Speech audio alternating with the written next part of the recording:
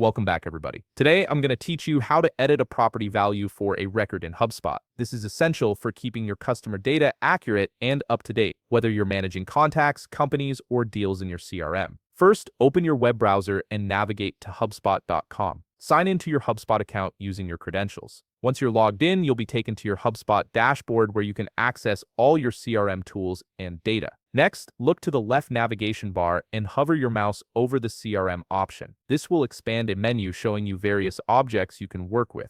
From this expanded menu, click on Contacts. This section houses all your contact records and is where you'll make your edits. Now you'll need to select the specific object type you want to work with.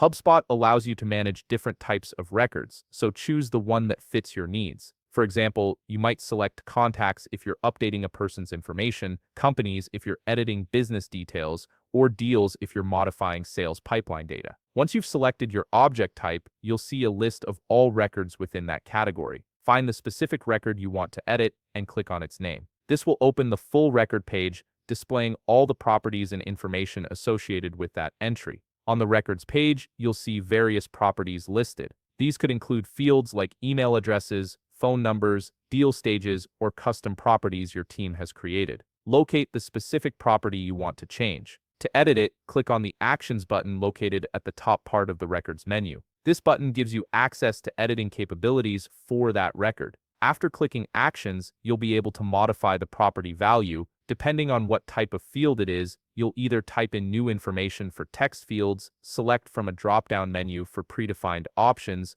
or choose a date from a calendar picker. HubSpot makes it intuitive by adapting the input method to match the property type you're editing. Finally, once you've entered or selected the new value, click the Save button to apply your changes. You might see a checkmark icon instead, depending on the field type, but either way, clicking it will save your updated information to the record. If you found this video helpful, please leave a like, subscribe, and see you in the next video.